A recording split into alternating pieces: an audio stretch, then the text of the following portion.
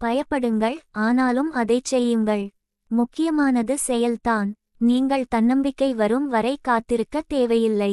அதைச் செய்யுங்கள், இறுதியில் தன்னம்பிக்கை தானாகவே வரும். Carry Fisher. கேரி ஃபிஷரின் இந்த சக்திவாய்ந்த மேற்கோள், தைரியம் என்பது பயம் இல்லாத நிலை அல்ல, மாறாக பயம் இருந்தபோதிலும் செயல்படும் முடிவு என்பதை நமக்கு நினைவூட்டுகிறது. 1. மேடையைக் கண்டு பயந்த குழந்தை. ஒரு சிறுமிக்கு பாடுவது மிகவும் பிடிக்கும், ஆனால் மேடையில் நிற்பதைக் கண்டு அவள் மிகவும் பயந்தாள். பள்ளி நிகழ்ச்சிக்காக ஒவ்வொரு முறையும் அவள் பெயர் அறிவிக்கப்படும்போது அவள் கைகள் நடுங்கும், இதயம் வேகமாக துடிக்கும். எனக்கு தன்னம்பிக்கை வந்த பிறகுதான் பாடுவேன் என்று அவள் நினைத்தாள். அந்த நாள் ஒருபோதும் வரவில்லை. ஒரு வருடம் அவளுடைய ஆசிரியை அவளை எப்படியாவது பாடச் சொல்லி மெதுவாக தூண்டினார். அவள் நடுங்கியபடியே மேடைக்குச் சென்று நடுங்கும் குரலில் பாடினாள். அது கச்சிதமாக இல்லை, ஆனால் அவள் பாடி முடித்தாள். பார்வையாளர்கள் கைதட்டினார்கள். அடுத்த முறை அவளுக்கு இன்னும் பயம் இருந்தது, ஆனால் குறைவாக. பல நிகழ்ச்சிகளுக்குப் பிறகு தன்னம்பிக்கை மெதுவாக பயத்தின் இடத்தை பிடித்தது. பாடம், அவள் முதலில் தன்னம்பிக்கை பெற்றவளாக மாறவில்லை. அவள் முதலில் செயல்பட்டாள், அதன் பிறகு தன்னம்பிக்கை வந்தது. 2. புதிய ஆசிரியரின் முதல் வகுப்பு. புதிதாக நியமிக்கப்பட்ட ஒரு ஆசிரியர் மாணவர்களால் நிறைந்த ஒரு வகுப்பறைக்கு வெளியே நின்றார். அவர் மனதில் பின்வரும் எண்ணங்கள் இருந்தன.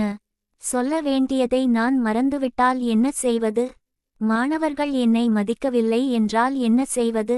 தான் தயாராக உணரும் வரை காத்திருக்க அவர் விரும்பினார்.